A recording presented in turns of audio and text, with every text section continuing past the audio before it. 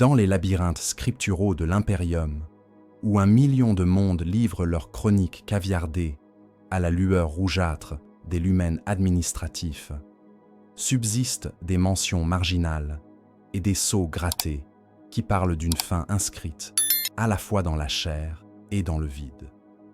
Ces traces, le plus souvent reclassées comme superstitions locales ou erreurs de taxonomie xénos, reviennent avec une régularité troublante. Veillées nocturnes hantées par des silhouettes sans ombre, compagnies retrouvées exsangues mais intactes, cohortes dont la consommation sanguine dépasse tout calcul physiologique, ruches entières figées dans une pâleur de cire, silencieuses, comme si la notion même de souffle leur avait été retirée. À travers des âges comptés non en années, mais en dîmes de conformité et en épuration planétaire, les mêmes signes réapparaissent sous des graphies différentes. Un glyphe maladroit d'inversion vitale, un soleil artériel en éclipse, la fangue stylisée gravée en marge de rapports de perte. Les esprits qui s'attardèrent trop longuement sur ces convergences cessèrent rarement d'apparaître dans les registres, et le motif ne survit plus qu'en résidu, tache chimique sur le parchemin de l'histoire. Les catéchismes officiels niant la possibilité de lignées hémovores persistantes au sein de l'humanité, assignant ces anomalies à des cryptocultes génétiques, à des mutants souillés par le warp ou aux excès rituels de prédateurs xénos. Pourtant, sous ces exégèses autorisées s'enroule une hypothèse plus muette, jamais tracée en claire encre, qu'il existe des lignées et entités qui transigent en sang, comme d'autres en monnaie, mémoire ou adoration, et qui ont suivi l'humanité depuis l'ancienne nuit jusqu'aux architectures noires du 41e millénaire. On les devine dans les addendas censurés de l'histoire de Baal, dans les errata de certains fondeurs maudits, dans les rapports de l'Ordo Xénos, rédigés aux confins où l'astronomicain ne brille plus qu'en braise mourante. Qu'ils soient descendants aberrants, symbiotes parasites ou manifestations d'une soif archétypale reflétée dans le warp, ils persistent à la lisière du dogme, impossible et pourtant inlassablement suggéré. Voici la chronologie recomposée de ces références bâillonnées, une histoire qui par décret comme par effroi ne devrait pas exister. Sous le sceau mortuaire, là où la cire durcie porte l'empreinte de la double Aquila et des ordres inquisitoriaux, s'amoncellent des corpus d'observation que nul catéchisme ne cite et que nulle homélie ne reconnaît. Ces archives ne sont pas nées du tumulte des champs de bataille, mais du silence après la mort, dans les salles d'embaumement, les amphithéâtres d'autopsie et les chambres froides où la chaleur résiduelle abandonne lentement la matière humaine. Les premiers indices, dispersés à travers des millénaires de notation clinique, ne portaient pas de nom cohérent. Anomalie de vidange sanguine, bilan volémique impossible, cadavre sans hémorragie apparente, mais privé de presque toute fraction liquide. Le lexique des médicae variait, mais la constante persistait, comme un motif spectral sous des terminologies changeantes.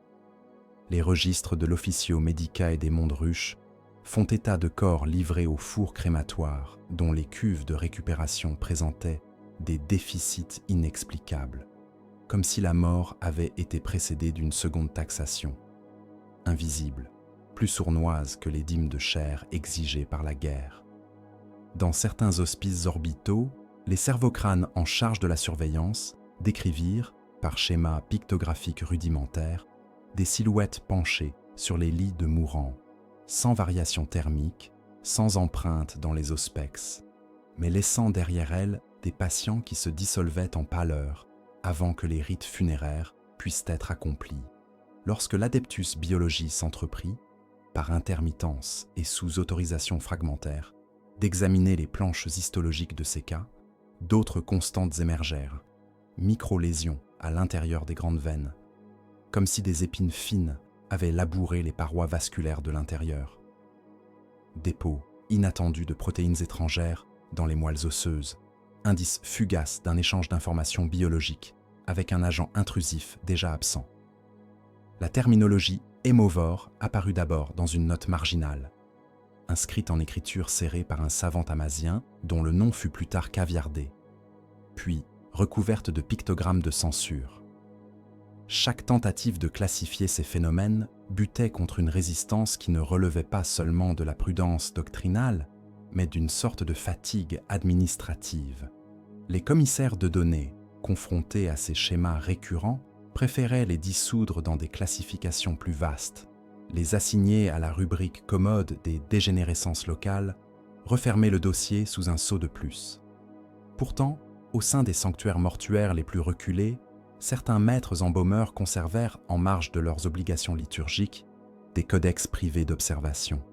On y lit la description de cadavres dont la rigidité tardait à se manifester, comme si une activité cellulaire anormale persistait malgré l'arrêt de toute fonction vitale mesurable, de chair dont la couleur s'éloignait du spectre habituel de la putréfaction, tendant vers des nuances cireuses, presque translucides, de bouche où, malgré l'aspiration rituelle, subsistaient des traces infimes de sang coagulé, localisées non au pharynx, mais profondément dans les sinus et les os du palais, comme si un passage s'y était frayé puis refermé. De telles occurrences, reproduites sur des mondes sans contact direct ni partage de protocole, formèrent une constellation d'indices qui, dans un impérium moins éclaté, aurait pu devenir un champ d'études cohérent. Ici, elles ne firent que justifier de nouveaux sauts, de nouvelles couches de silence. À mesure que les siècles se superposaient, certaines institutions spécialisées, telles les cryptes de l'Ordo Sepulturum, vouées à l'étude des pestes et des morts agitées, commencèrent à repérer les mêmes signatures dans des environnements de plus en plus disparates. Des garnisons retrouvées entières, alignées comme pour inspection, mais privées de sang sans qu'aucune brèche dans les armures ne soit décelée. Des équipages de navires de pèlerinage, figés dans des attitudes de prière, dont les veines parurent vidées par une force attentive, à ne rien rompre d'autre que l'intégrité des fluides. Les rapports qui mentionnaient explicitement un prédateur furent presque systématiquement reclassés comme manifestation démoniaque ou comme action de Xénos identifiée, puis réécrits pour se conformer aux taxonomies admises. Ce n'était pas seulement la vérité qui était modifiée, mais la forme même de la question autorisée. Ainsi se constitua, sous des scellés successifs, une géologie de dossiers que nul esprit n'eut le loisir de consulter dans sa totalité. Chaque fragment, pris isolément, restait une curiosité macabre parmi d'autres dans un empire saturé d'anomalies.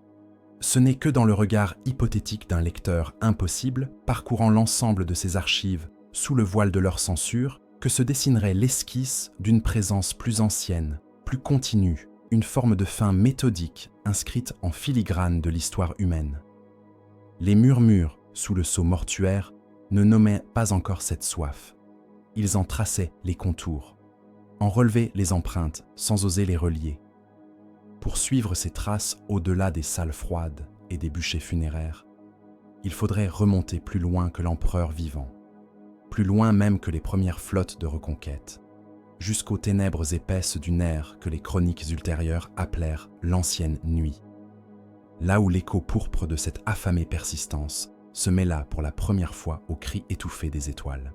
L'ancienne nuit, dans les chroniques les moins altérées, n'est pas seulement décrite comme un voile de ténèbres technologiques et de tempêtes warp, mais comme une longue hémorragie de l'espèce humaine, une fuite lente de sang, de pensée et de mémoire dans un océan d'anomalies. Là où les routes stellaires se rompirent et où les astres se recouvrirent de halos écarlates sous l'effet de perturbations immatérielles, les observateurs isolés notèrent une coïncidence obsédante. Plus les cieux se teintèrent de rouge, plus les traditions locales se remplissaient de figures qui vivaient de la substance vitale d'autrui. Les rares enregistrements psychoréactifs issus de cette époque, cristallisés dans des pierres mémoires, montrent des silhouettes indistinctes, humaines mais distordues, avançant à travers des cités en ruine, tandis que des fleuves de sang semblaient s'élever à rebours de la gravité vers des sources invisibles. Nul instrument contemporain ne permet de déterminer si ces visions sont des reflets fidèles ou des reconstructions imaginaires, mais leur récurrence, d'un monde à l'autre, indique une structure commune sous-jacente.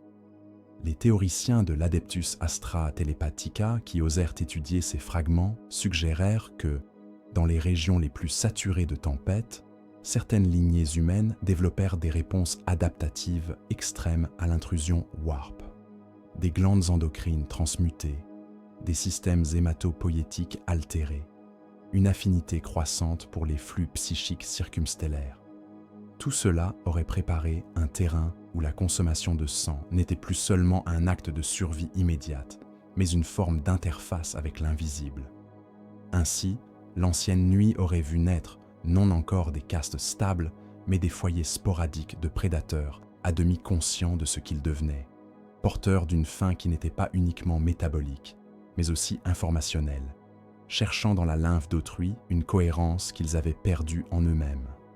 Les inscriptions retrouvées dans les nécropoles de mondes oubliés, gravées dans des matériaux résistants à la désagrégation temporelle, évoquent des rois du crépuscule, des dynastes de la soif longue, des cultes voués à des entités qui promettaient une continuité d'existence en échange de libations sanguines régulières. Des analyses spectrographiques de pigments fossilisés sur certaines fresques indiquent l'usage de sang humain stabilisé par des liants inconnus, comme si le fluide avait été travaillé, raffiné, transformé en médium permanent pour fixer dans la pierre le souvenir d'un pacte. Là encore, les frontières demeurent floues entre le symbolique et le physiologique. Ces images pourraient-ils n'être que métaphores, mais la constance de certains détails, veines hypertrophiées, orbites creusées, canines allongées avec remodelage osseux, suggère une observation directe de morphologie déviante.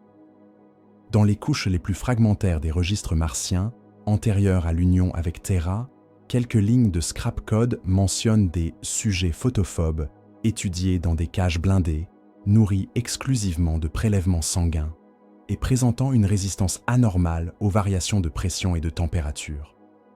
Les données biologiques associées ont été irrémédiablement altérées par des siècles de recopies et de contamination logique.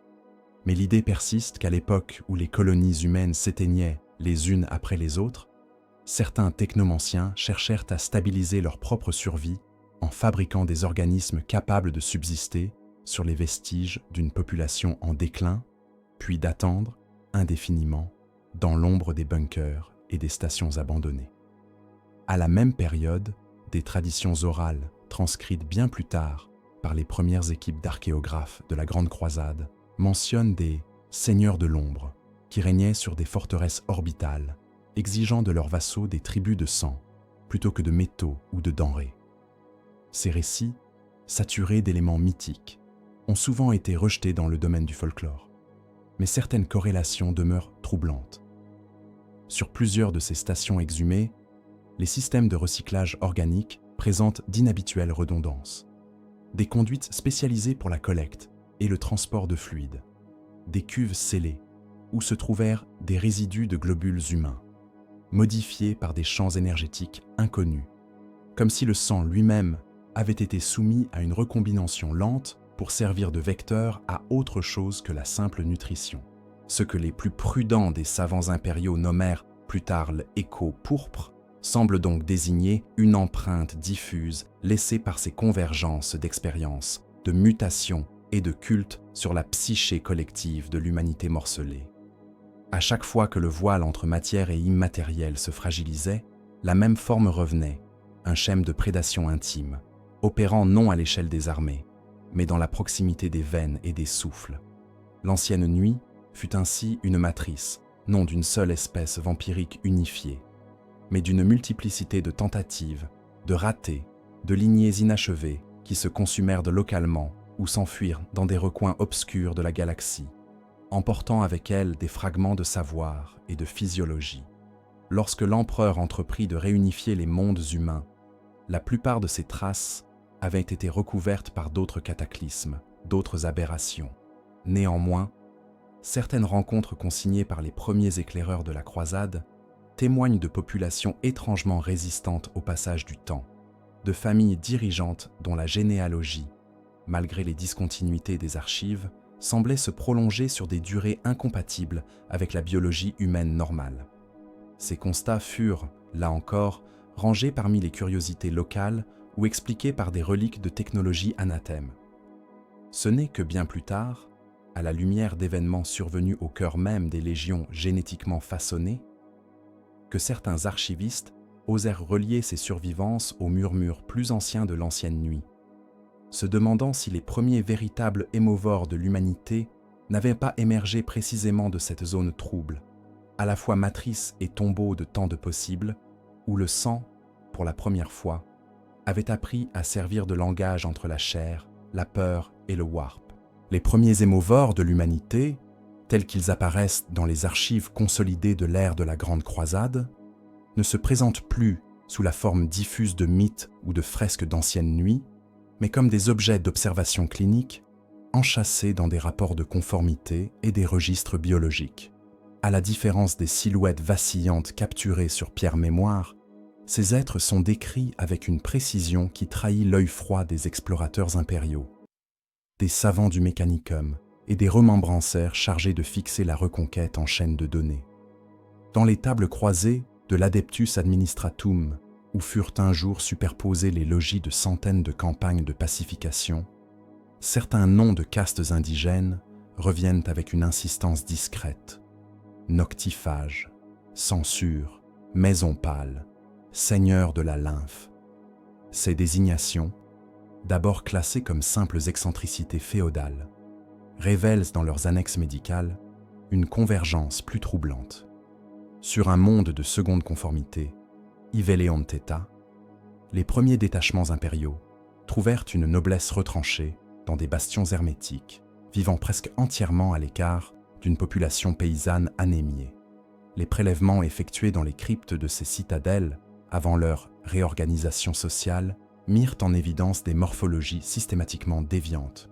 Allongement discret des canines supérieures avec renforcement de l'os alvéolaire, doublement de certains plexus veineux au niveau du cou et des tempes, densité accrue de la moelle osseuse rouge, comme si l'ensemble de l'organisme avait été reconfiguré autour de la gestion, de la réserve et de l'absorption du sang. Les analyses biochimiques révélèrent un métabolisme capable de tirer, d'une unité de fluide, un rendement énergétique et reconstructif largement supérieur à celui d'un humain standard nourri par voie digestive. Le régime alimentaire consigné dans les journaux saisis, couverts de formules liturgiques pour masquer la crudité des faits, indiquait une dépendance presque totale à des tribus de sang collectés rituellement parmi les vassaux, sous prétexte de purification. Des autopsies plus poussées, menées par des magobiologies autorisées, montrèrent la présence d'organes annexes, glandes discrètes, nichées près du cœur et des reins, sécrétant des médiateurs inconnus qui empêchaient la coagulation rapide du sang ingéré, tout en accélérant sa diffusion dans les tissus. Les sujets présentaient une résistance accrue au traumatisme physique, une cicatrisation anormalement rapide et une longévité apparente excédant largement les courbes démographiques de leur planète d'origine. Pourtant, cette robustesse n'était pas uniforme. Tous les rapports signalent une vulnérabilité marquée à la lumière solaire directe, provoquant des lésions cutanées fulgurantes, des hémorragies sous-cutanées et, dans certains cas, une nécrose instantanée de la surface dermique. La noblesse d'Iveleon Theta entretenait donc des cycles de veille et de sommeil radicalement décalés, déployant son autorité dans les heures les plus sombres, sous un ciel saturé de particules industrielles qui filtraient encore la faible lueur de l'étoile. Ce cas n'aurait pu être qu'une curiosité isolée, une adaptation environnementale extrême née de siècles d'endogamie et de culte de la peur, si des caractéristiques analogues n'avaient été relevées, presque simultanément, sur des mondes sans liens apparents.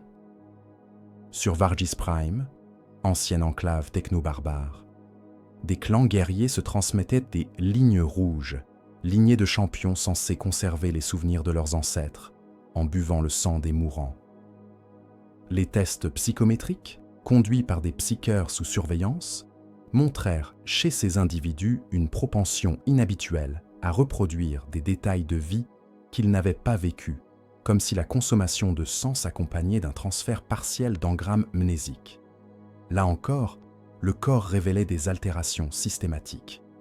Réseaux capillaires densifiés dans certaines zones corticales, traces d'une activité électrique résiduelle lors de phases de transe induites par l'absorption de grandes quantités de sang frais.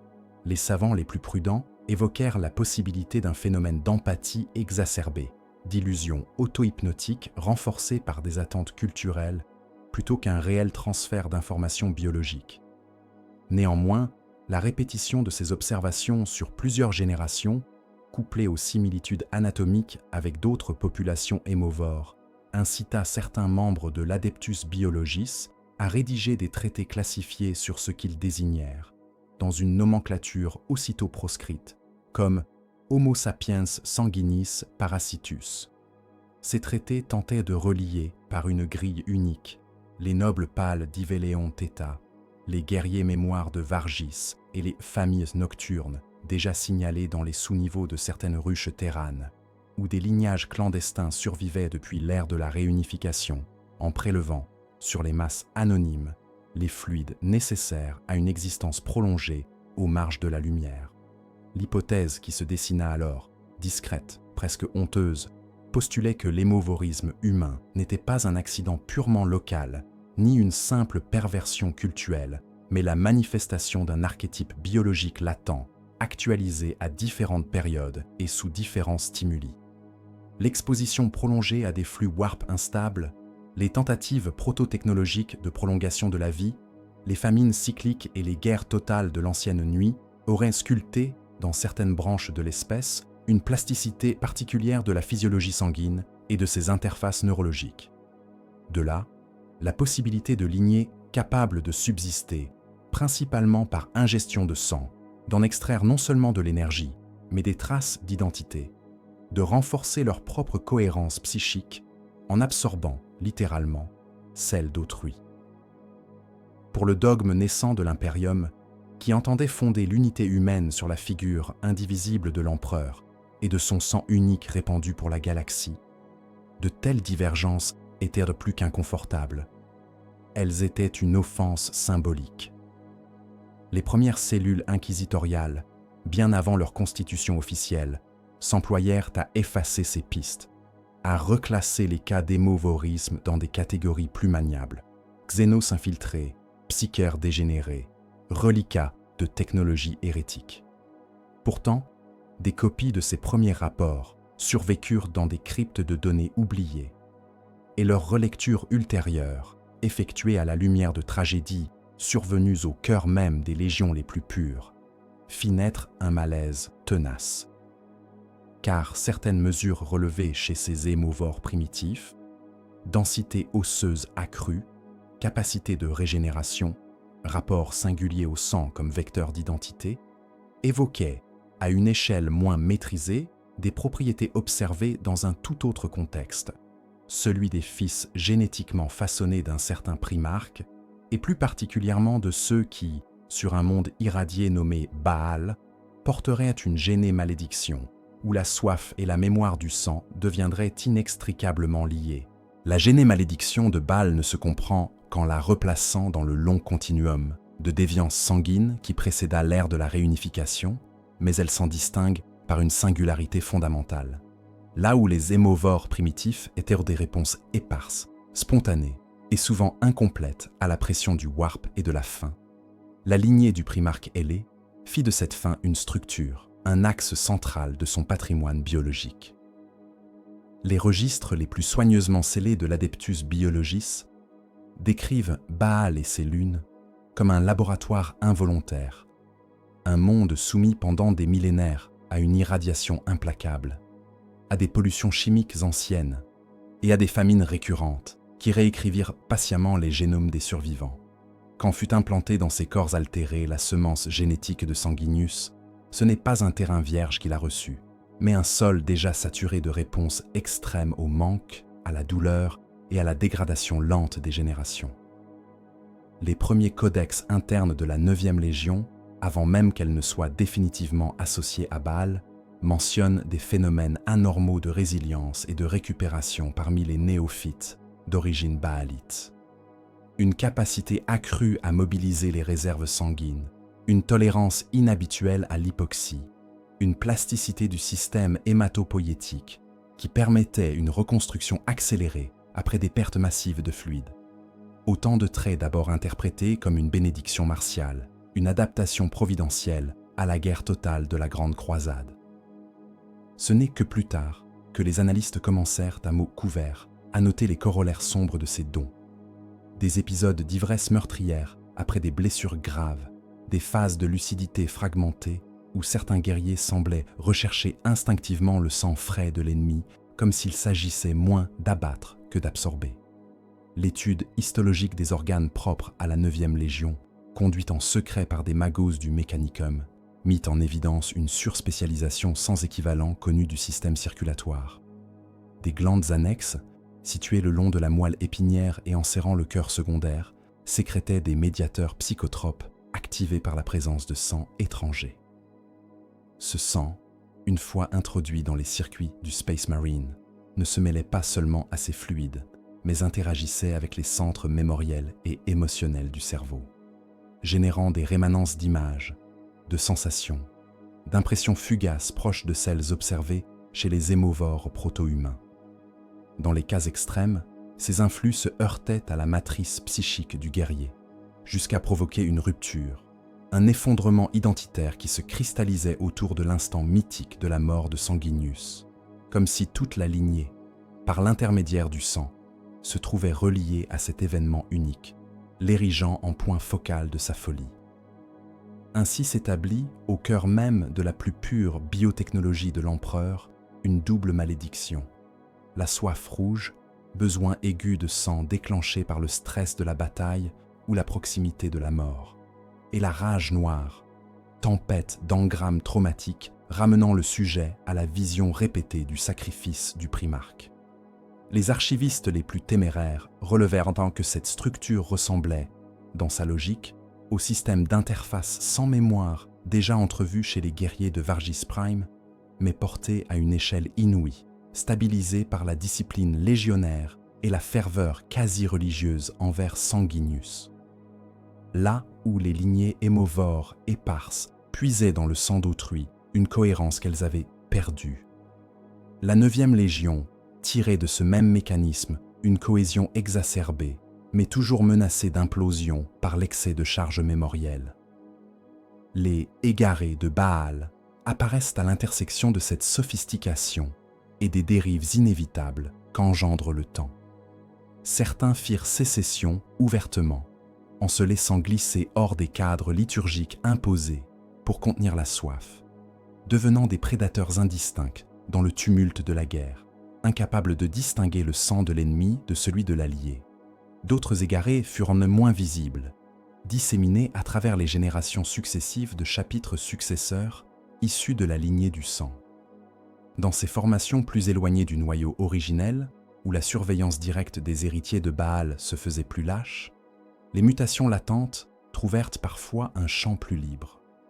Variation extrême de la dentition, épisodes prolongés de photophobie, rituels internes centrés presque exclusivement sur la consommation cérémonielle de sang, jusqu'à faire de ce dernier non plus un simple sacrement, mais un pilier d'organisation sociale.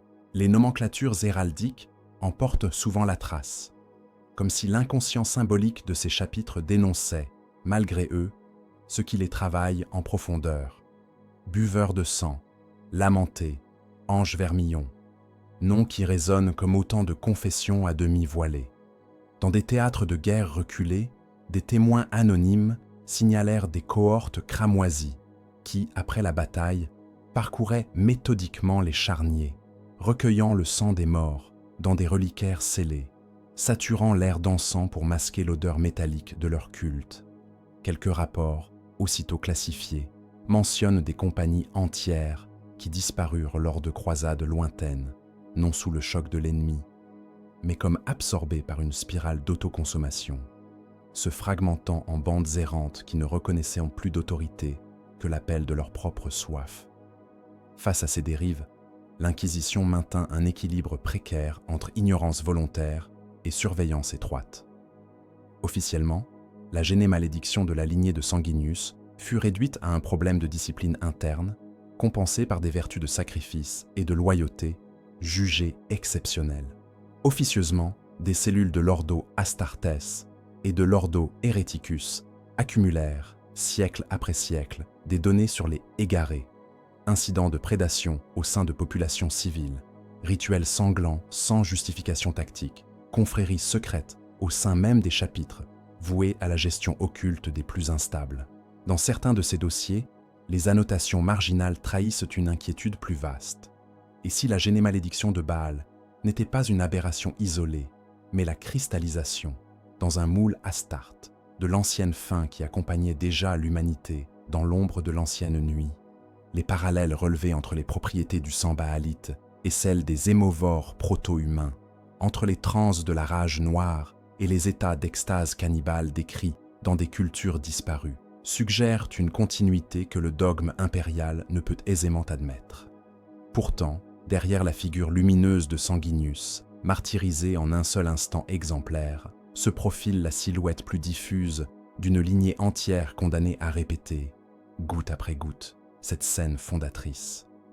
Et dans les confins les plus obscurs de cette lignée, là où la discipline se fissure et où la soif reprend ses droits primitifs, se forment des unités, des confréries et des chapitres, dont l'existence même semble contester la frontière entre Astarte et Hémovore, annonçant d'autres cohortes maudites, issues de fondations plus tardives, où le sang deviendra non plus un instrument de gloire, mais la seule mesure d'une survie de plus en plus précaire.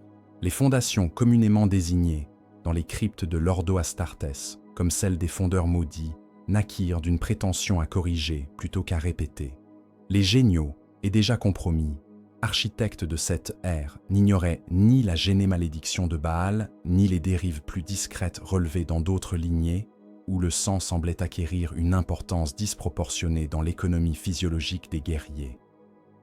Sous prétexte d'accroître la résilience des glandes progénoïdes, d'améliorer la cicatrisation et de réduire les incidents de rejet, ils proposèrent à la haute hiérarchie impériale une série de manipulations ciblées de la biologie Astartes. Dans les marges de ces projets officiels, difficilement lisibles à travers les strates de censure, affleurent des formules plus ambitieuses. Reconfigurer les flux sanguins comme axe principal de l'adaptation, faire du fluide vital un médium de plasticité contrôlée, transformer chaque space marine en réacteur hématologique vivant. Les laboratoires gènes qui travaillèrent à ces fondations exploitèrent des données recueillies lors des études clandestines sur les hémovores proto-humains, sur les lignées déviantes issues de Baal, et même sur certaines populations xénos capables de survivre à des environnements extrêmes par la seule modulation de leurs fluides internes. Ils modifièrent la hiérarchie des organes zygotiques, surdimensionnant les structures responsables de la production et de la gestion du sang, altérant subtilement les interfaces entre système circulatoire et cortex. Le Laraman organ vit sa fonction de simple producteur de caillots, transformé en foyer de médiateurs régénératifs complexes. L'hémastamen fut réglé pour tolérer, puis tirer parti, de la présence de sang étranger.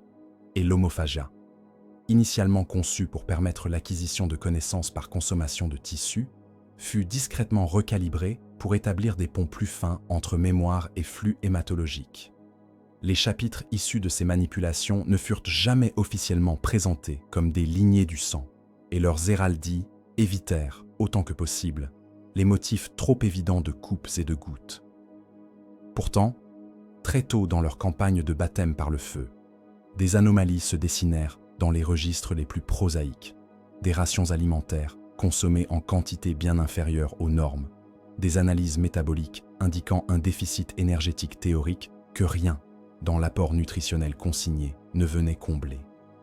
Dans le même temps, des rapports d'après-bataille faisaient état de théâtres curieusement dénués de cadavres sanglants.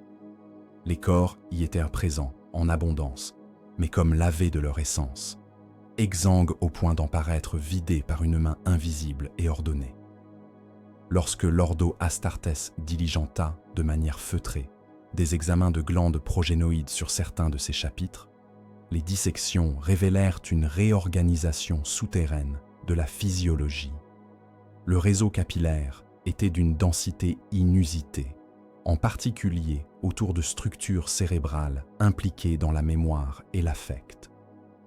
Des réserves de cellules souches sanguines, d'une plasticité remarquable, étaient enchâssées dans des niches osseuses renforcées, prêtes à reconstituer en quelques heures des volumes de sang qui auraient épuisé un humain ordinaire.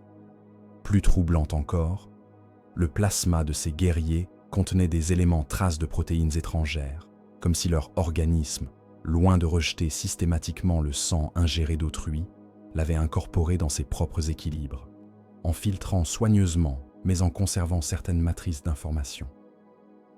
La dépendance ne tarda pas à se manifester. Sur plusieurs théâtres isolés, des cohortes de ces chapitres se trouvèrent engagés dans des sièges prolongés où l'ennemi se dérobait, laissant aux Space Marines peu de prise directe. Les journaux internes, récupérés plus tard dans les armures vides, évoquent de manière allusive une fatigue croissante, non expliquée par les blessures, une sorte de dessiccation intérieure que même les apothicaires peinaient à quantifier. La simple transfusion de sang humain ou xénos, strictement encadrée par des prétextes médicaux, suffisait pourtant à renverser cet état, rendant au sujet leur vigueur surhumaine, parfois même au-delà de la ligne de base. Ainsi fut scellé, dans le secret des infirmeries de campagne, le constat implicite d'une hématophagie fonctionnelle. Pour maintenir la stabilité des glandes altérées et des circuits qu'elles soutenaient, un apport régulier de sang externe était devenu non seulement utile, mais optimal. Pour contenir l'impensable, ces chapitres, ou du moins certaines de leurs compagnies, organisèrent autour de cette nécessité un appareillage liturgique dense. Le sang ne fut jamais bu en tant que tel dans les registres officiels. Il était reçu en tant que relique, partagé comme bénédiction, fractionné en microdoses administrées par des systèmes de perfusion intégrés aux gants ou aux gorgerins de céramite. Les armures virent se multiplier des réservoirs capillaires scellés, des tubulures aussi discrètes que possible, reliant les connexions de l'armure aux veines profondes du porteur. Aux yeux d'un observateur profane, rien ne distinguait ces dispositifs d'amplificateurs de médiquets standards.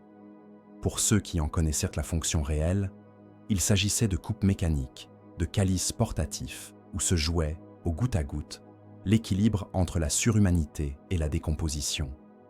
Dans certains cas, la dépendance franchit la limite au-delà de laquelle les structures mentales ne purent plus entièrement la recouvrir de symboles. Des compagnies entières, isolées dans des campagnes lointaines, commencèrent à aménager systématiquement les champs de bataille pour maximiser la récupération de sang, bassins de rétention dans les cratères, bâches bénies tendues sous les lignes ennemies, systèmes d'aspiration branchés sur les armures brisées. Les rapports de leurs supérieurs, lorsqu'ils existent encore, parlent d'un zèle exagéré dans la récupération des ressources biologiques, euphémisme derrière lequel se devine une anxiété profonde. Les bataillons qui ne purent être rappelés ou dissous à temps disparurent, souvent dans des engagements dont ne reste que la trace spectrale de mondes trouvés plus tard, étrangement propres. Les ossements blanchis au point d'en paraître polis, comme si le sang avait été arraché jusqu'à la dernière trace. La réaction de l'Imperium fut, comme toujours face à ce qui menace les fondements symboliques de sa guerre éternelle, double et discordante. Officiellement, plusieurs de ces chapitres furent déclarés perdus dans des catastrophes warp, absorbés par des tempêtes ou broyés par des ennemis si monstrueux que leurs caractéristiques restèrent commodément vagues. Officieusement, des campagnes de dispersion furent organisées, compagnies isolées, condamnées à des croisades pénitentielles indéfinies aux confins où nul ne viendrait recenser trop précisément leurs pratiques. Les magos impliqués dans les fondeurs maudits furent rappelés, jugés, parfois effacés du registre, mais jamais de manière à ce que la structure exacte de leurs travaux puisse être reconstituée. Les cohortes buveuses de sang survécurent pourtant sous des noms dissimulés, dans des recoins de la galaxie où leurs besoins pouvaient se fondre dans la violence ambiante. Leur existence marqua un seuil historique. Pour la première fois, l'émovorisme cessa d'être un simple héritage d'anciennes nuits ou une singularité bahalite pour devenir une composante explicite, même si voilée, de certains modèles Astartes. À partir de là, la question ne se limita plus à l'étude des lignées génétiques. Elle s'étendit aux enveloppes d'acier et de céramite, aux doctrines de combat, aux équipements eux-mêmes, qui commencèrent à témoigner d'une prédation silencieuse. Car si le sang pouvait devenir un carburant assumé, rien n'empêchait que l'armure, prolongement du corps, se fasse elle aussi instrument de cette fin, annonçant d'autres anomalies, plus difficiles encore à distinguer de la norme martiale, où la céramite elle-même semblerait participer, par ses systèmes intégrés, à la gestion minutieuse de cette soif intériorisée. La céramite, dans la doctrine officielle, n'est qu'un blindage sanctifié, une seconde peau inerte, offerte aux fils de l'empereur pour prolonger leur efficacité. Pourtant, dans certains rapports mis sous clé par l'Ordo Astarte et l'Adeptus Mechanicus, l'armure énergétique apparaît comme autre chose qu'un simple vecteur de protection. Un organe externe greffé aux soldats, parcouru de flux qui rappellent étrangement ceux de la chair. Par le biais du carapace noir, des interfaces neurales et des réseaux de fluides destinés à la régulation thermique et à la médica de campagne, un continuum discret s'est établi entre sang et céramite.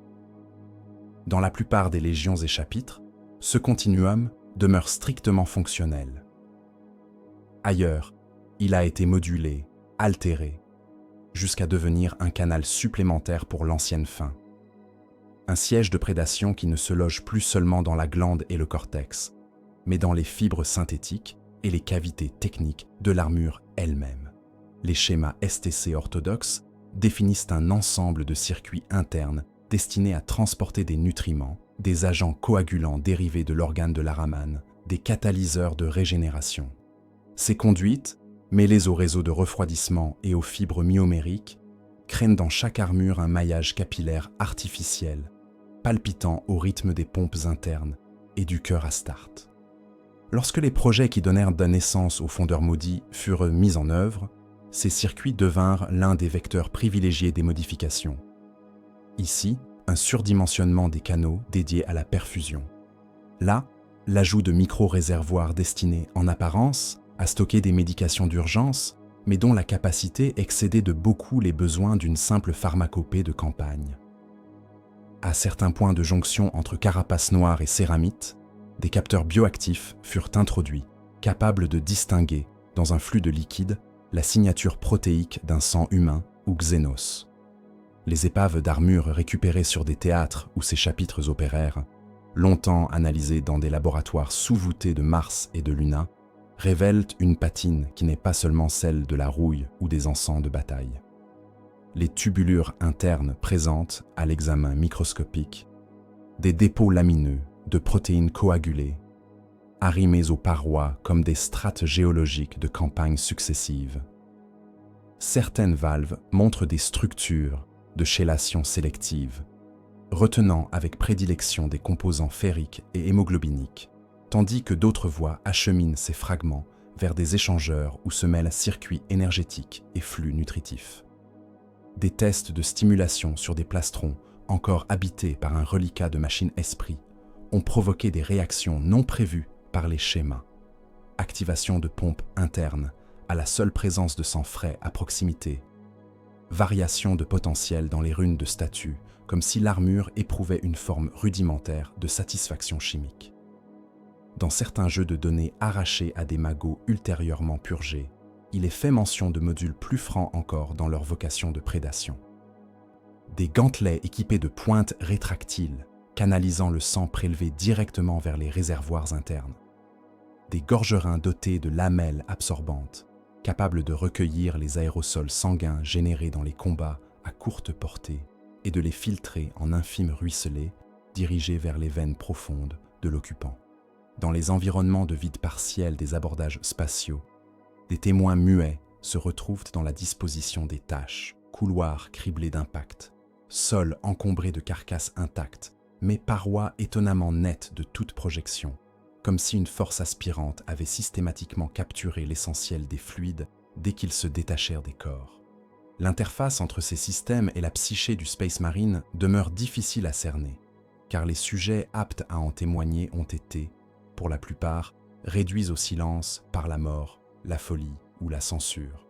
Cependant, les journaux de bord de certains apothicaires, codés puis redécryptés des siècles plus tard, laissent entendre que la frontière entre besoins physiologiques et injonctions mécaniques s'estompait parfois.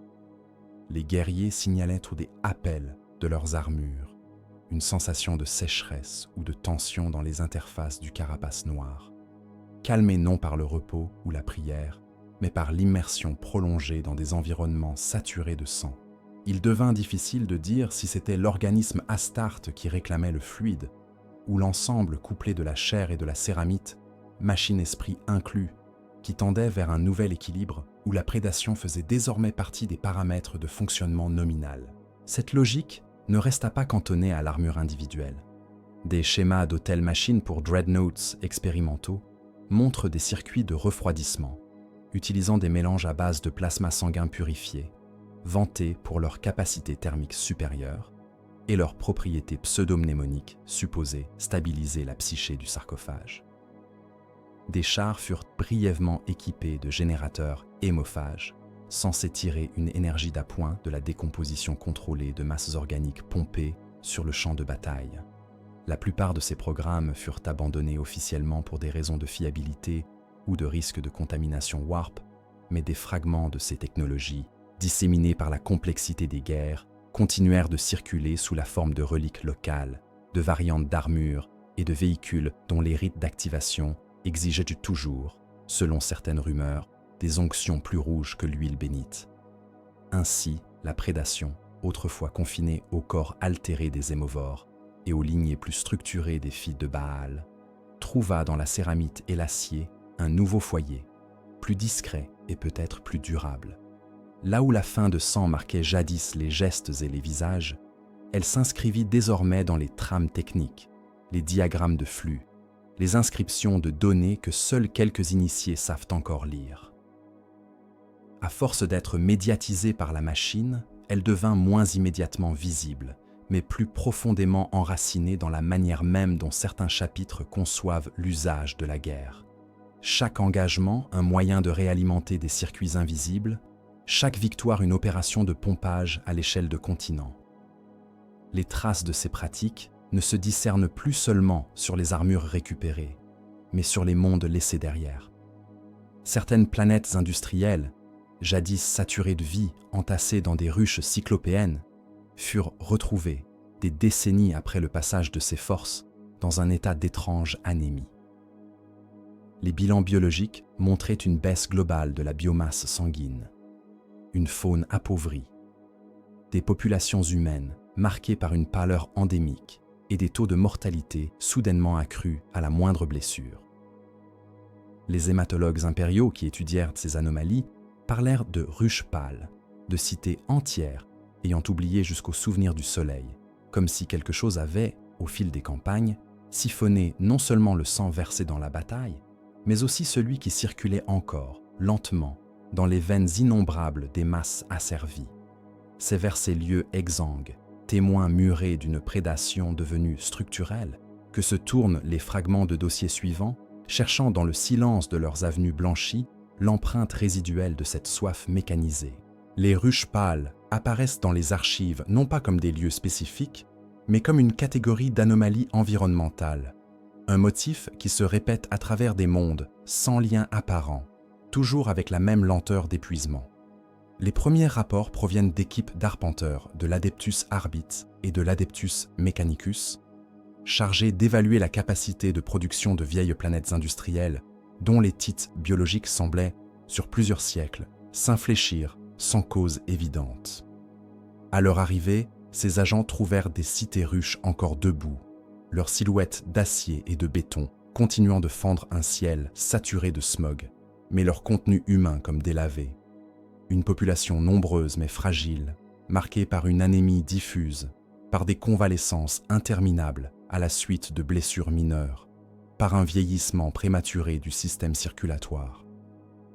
Les statistiques de mortalité indiquaient un glissement à peine perceptible, une hausse de quelques pourcents par décennie des décès liés à des pertes de sang trivialement faibles, comme si la marge de sécurité vitale s'était resserrée autour de chaque individu. Les médiquets locaux imputaient ces dérèglements à la mauvaise qualité de l'eau recyclée, aux additifs industriels, à la sous-alimentation chronique des classes inférieures.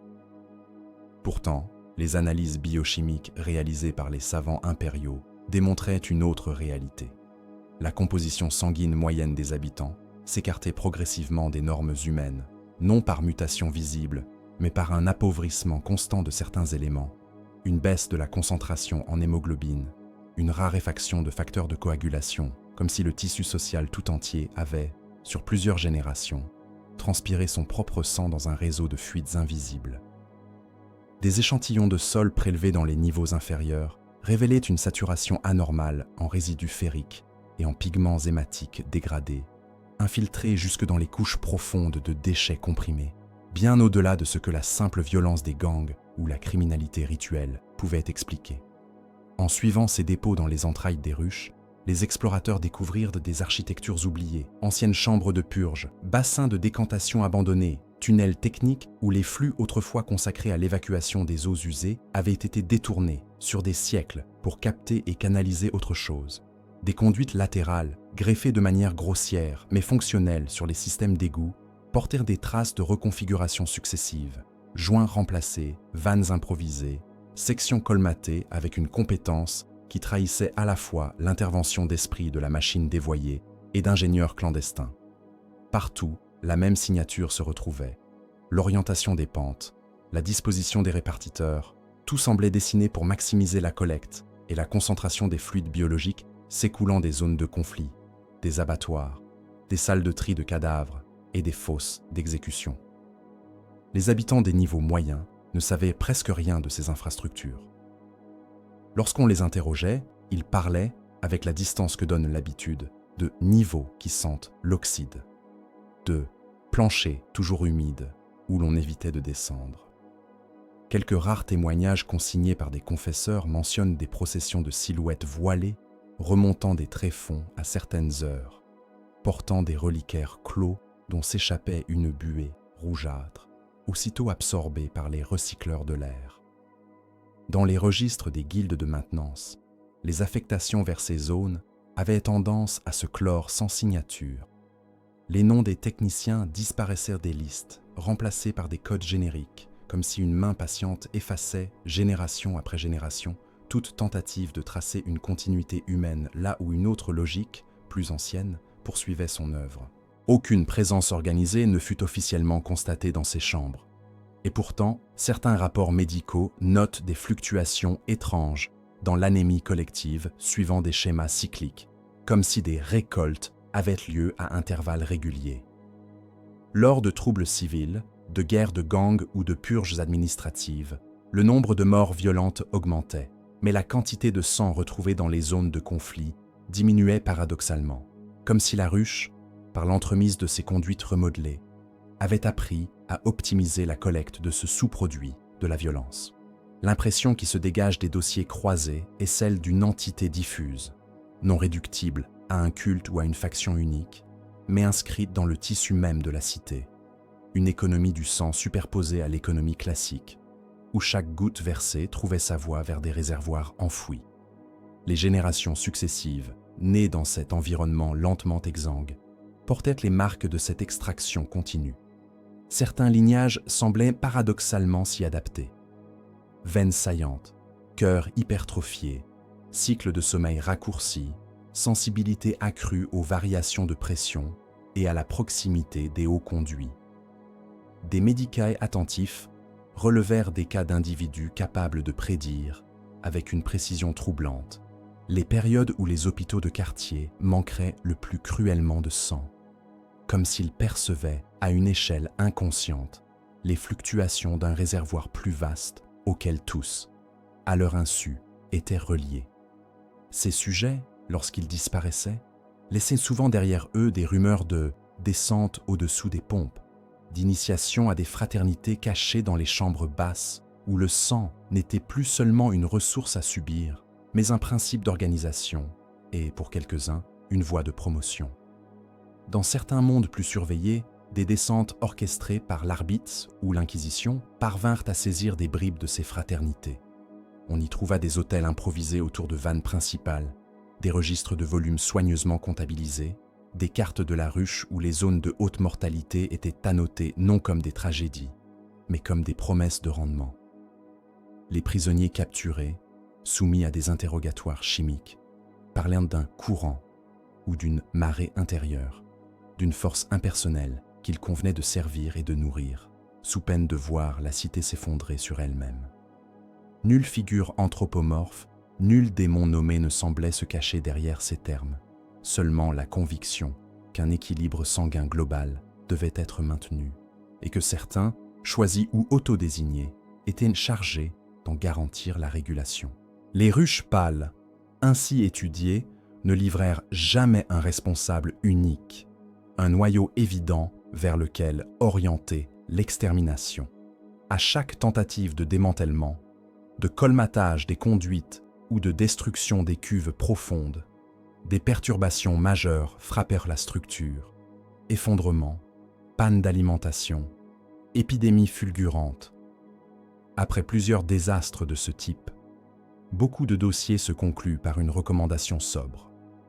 Limiter les interventions, renforcer la discipline en surface, augmenter les importations de vivres et de supplémentaux hématologiques, accepter tacitement la persistance de ces circuits invisibles comme un coût d'exploitation parmi d'autres. Le sang continuait de descendre, la lumière continuait de se raréfier dans les niveaux inférieurs, et les ruches, malgré tout, remplissaient leur quota de production. Il est des notes marginales, toutefois, qui suggèrent un autre devenir pour une partie de ces structures. Sur quelques planètes, des vides démographiques soudains dans les couches les plus profondes furent corrélés avec la disparition inexpliquée de vieux docks orbitaux, de barges cargos obsolètes, de remorqueurs intrasystèmes. Les dernières images Vox enregistrées avant ses absences montrent des colonnes de figures encapuchonnées montant, lentement, vers des aires d'embarquement noyées de brume rouge, portant avec elles des caisses scellées, des modules de pompe démontés, des fragments de cuves civilisationnelles. Nulle trace officielle de départ ne fut consignée, aucun plan de vol retrouvé. L'hypothèse, notée prudemment par certains scribes de l'Ordo Xenos et de l'Ordo Hereticus, est que ces communautés issues des profondeurs, habituées à gérer la soif d'une cité entière, cherchèrent à transposer leur savoir et leurs infrastructures au-delà de l'atmosphère, vers d'autres environnements fermés, où le sang pouvait circuler sous des formes encore plus contrôlées.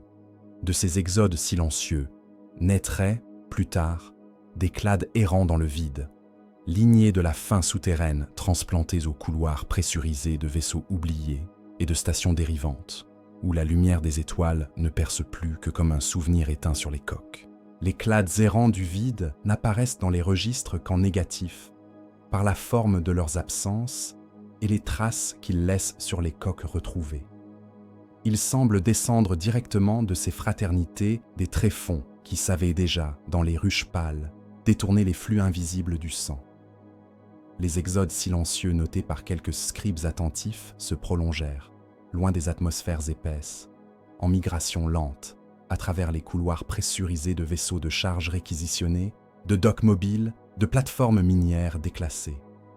Les premiers signaux de leur existence parvinrent sous la forme de rapports de récupération de l'Adeptus Mechanicus, épave dérivante aux voyants encore alimentés, mais dont les réserves d'oxygène, d'eau et de nutriments étaient anormalement basses, tandis que les réservoirs destinés aux fluides biologiques présentaient des modifications massives, comme si la logique même des circuits de survie avait été reconfigurée autour d'une unique priorité hématologique. Sur plusieurs de ces coques, les tech-prêtres trouvèrent les soutes vidées de leurs fonctions de stockage classiques et réaménagées en cathédrales de cuves, alignement de réceptacles hémisphériques reliés par un lacis de conduite flexible. Les inscriptions peintes sur les cloisons, à demi effacées par la condensation et les siècles, ne renvoyaient plus à des cargaisons de minerais ou d'armes, mais à des niveaux de marée, des cotes de saturation, des phases d'ascension au sens obscur.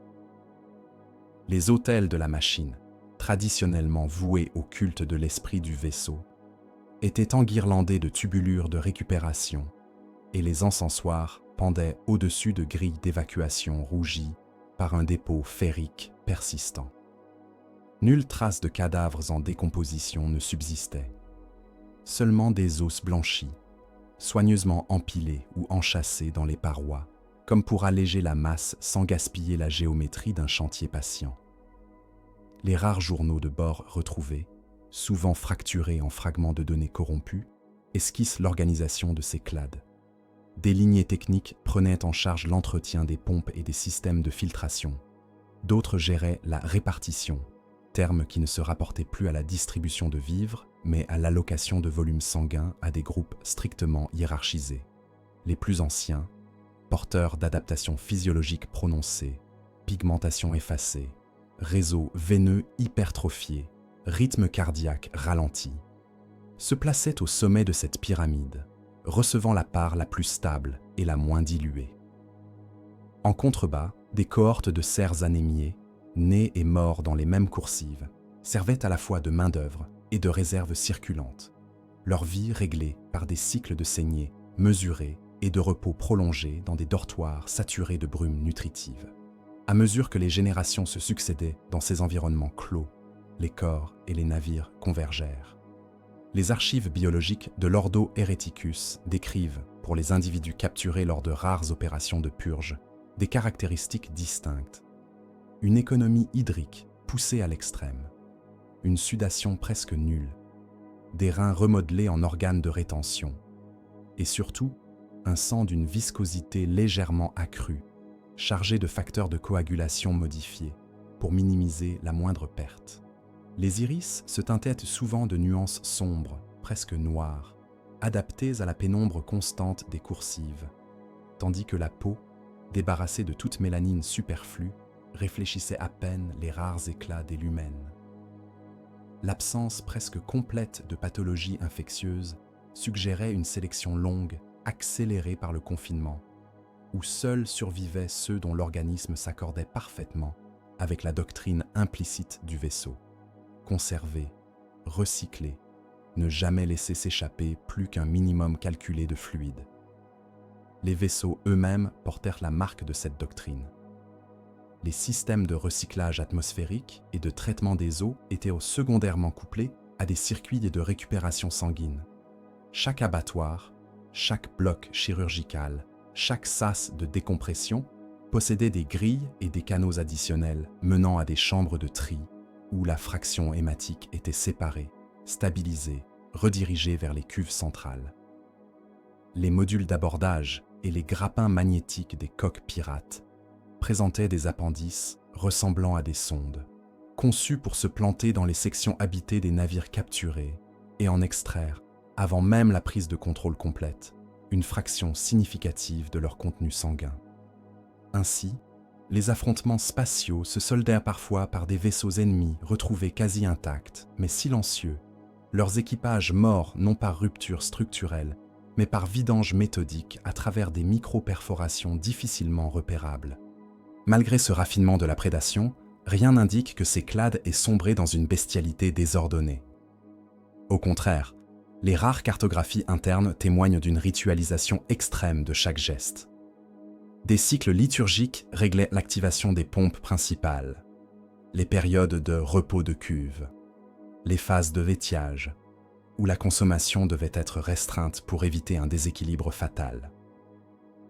Certaines salles de commandement présentent des consoles décorées de diagrammes fluidiques plutôt que de cartes stellaires, comme si la navigation dans le warp et la gestion des marées intérieures n'étaient que deux aspects d'une même science de la circulation. La figure du capitaine y paraît dissoute dans un collège de gardiens de niveau, chacun responsable d'une portion de ce vaste organisme techno-organique qu'était le vaisseau. Les interactions de ces clades avec le reste de l'humanité restèrent sporadiques, souvent confondues avec des actes de piraterie ordinaires ou des disparitions imputées aux caprices du warp. Pourtant, certains motifs trahissent une intention plus ciblée, choix préférentiel de cibles surpeuplées, raids sur des convois de pèlerins, attaques contre des stations médicales et des hôpitaux orbitaux où des stocks massifs de sang étaient entreposés.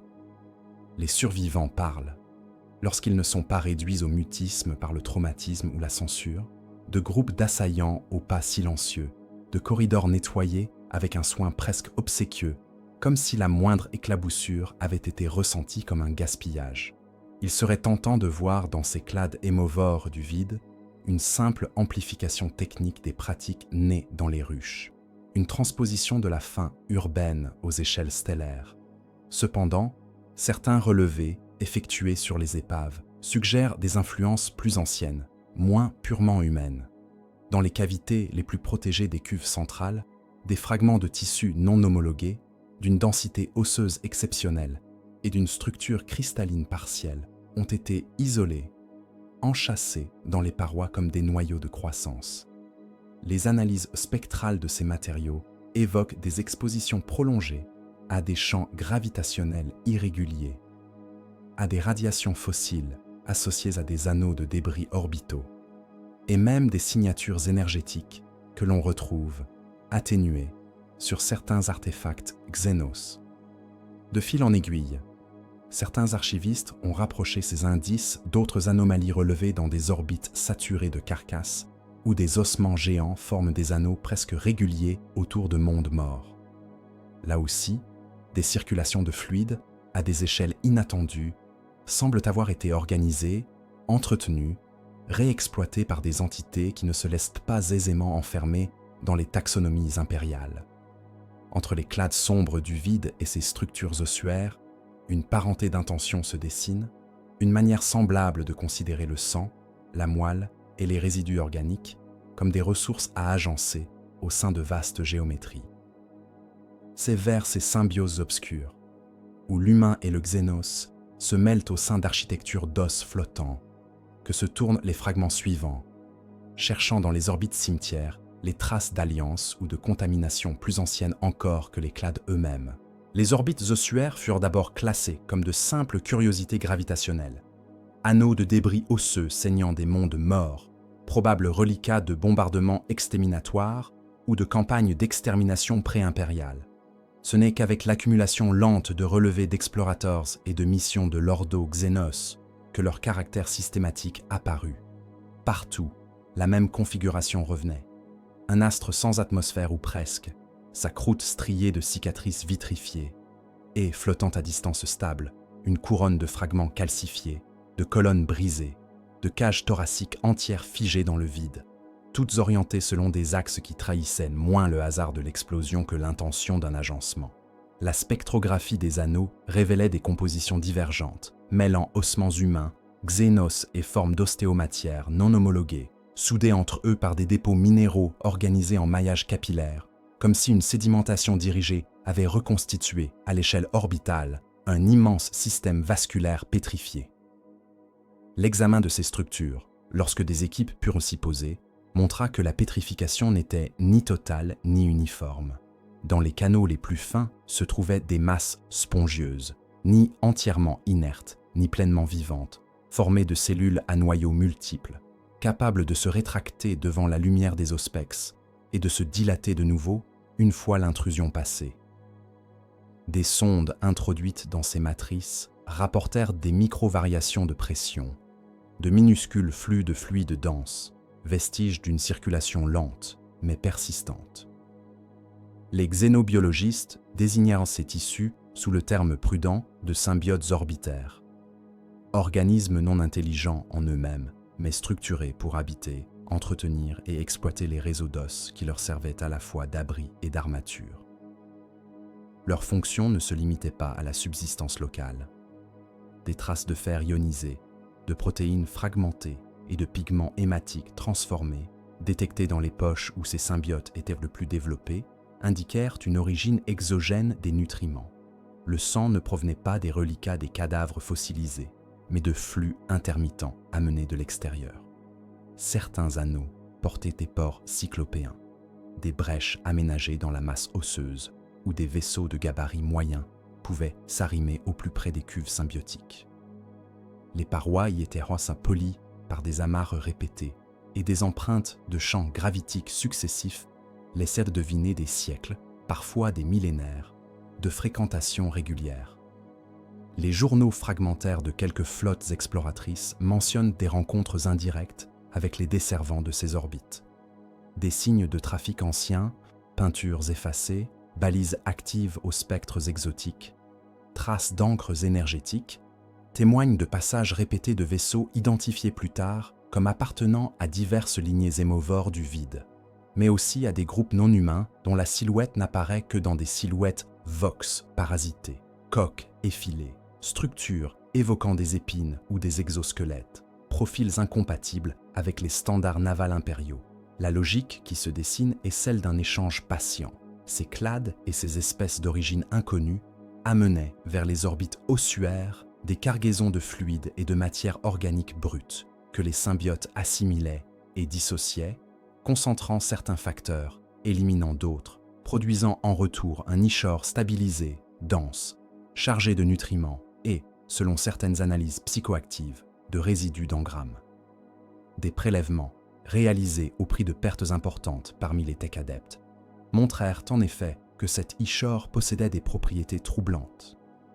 Injecté à des animaux de laboratoire, il prolongeait la survie après exsanguination quasi totale, restaurait partiellement des tissus nécrosés et, chez des sujets présentant des implants psychiques, induisait des vagues d'images sans rapport avec leur vécu propre.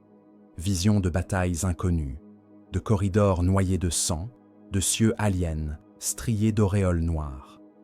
Ces phénomènes furent initialement attribués à une contamination warp, mais certains spécialistes y verront plutôt la trace d'une mémoire diffuse, agrégée à partir des milliers de vies dont le fluide avait transité par les symbiotes. Ainsi, les orbites ossuaires ne se contentèrent pas de recycler la matière, mais stockeraient, sous forme biochimique, des fragments d'expérience, offerts ensuite à ceux qui s'avèrent les absorber, sans se dissoudre. La nature xénos des symbiotes ne fait guère de doute. Leur génome, lorsqu'il put être séquencé partiellement, ne présentait aucune parenté avec les lignées humaines connues, ni même avec les taxons majeurs déjà cartographiés par l'ordoxénos.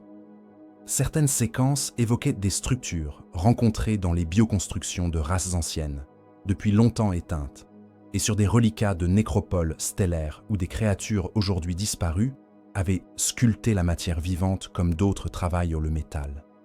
Pourtant, rien n'autorise à voir dans les symbiotes eux-mêmes une intelligence directrice.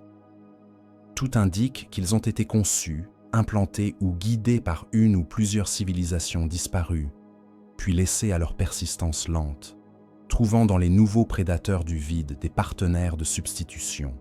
De symbiotes au service d'anciens maîtres, ils devinrent mutualistes avec ceux qui, plus tard, surent reconnaître l'utilité de leur cuve. Les traces de cette ancienne intention persistent dans la géométrie des anneaux. Certains canaux suivent des logiques qui excèdent les simples nécessités du flux. Configuration spiralée, nœuds polyédriques, structures de résonance qui, lorsqu'elles sont stimulées par des émissions Vox ou des chœurs psychiques de faible intensité, répondent par de faibles vibrations, des chuintements à la limite de l'audible, des ondes qui troublent brièvement les instruments de navigation et les sens des plus sensibles.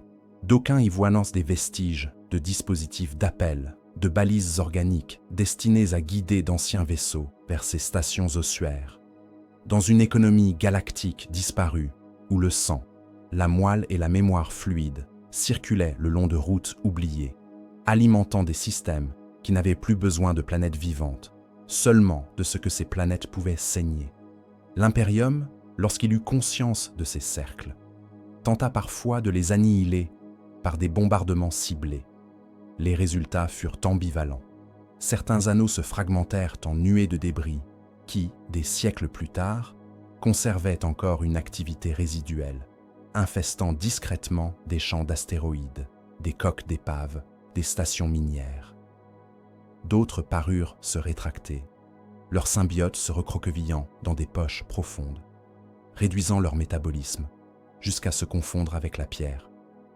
Partout, néanmoins, les mêmes motifs de réapparition se reproduisirent, là où des prédateurs hémovores s'installent durablement, où des flottes pirates font du sang une ressource gérée, des fragments de tissus symbiotiques ressuscitent, prospèrent, comme si la présence de ces cultures humaines venait réactiver un vieux programme inscrit dans les restes des anneaux.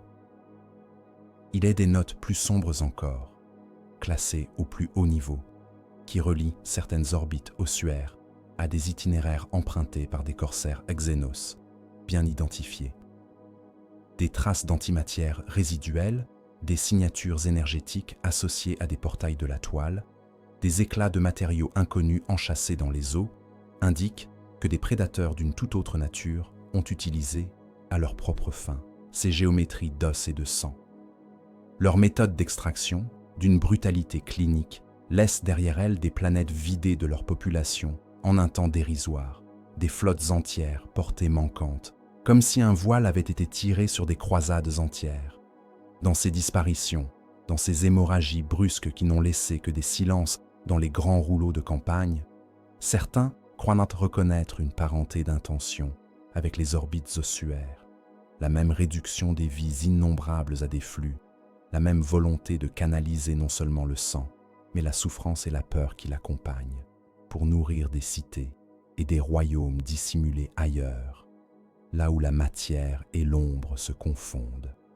C'est vers ces ravisseurs insaisissables, dont les raids exsanguinent des mondes entiers, sans laisser d'autres traces qu'une absence dans les archives de croisades, que se tournent les fragments de dossiers suivants. Les croisades manquantes apparaissent dans les rouleaux de campagne comme des interruptions de trame plus que comme des défaites.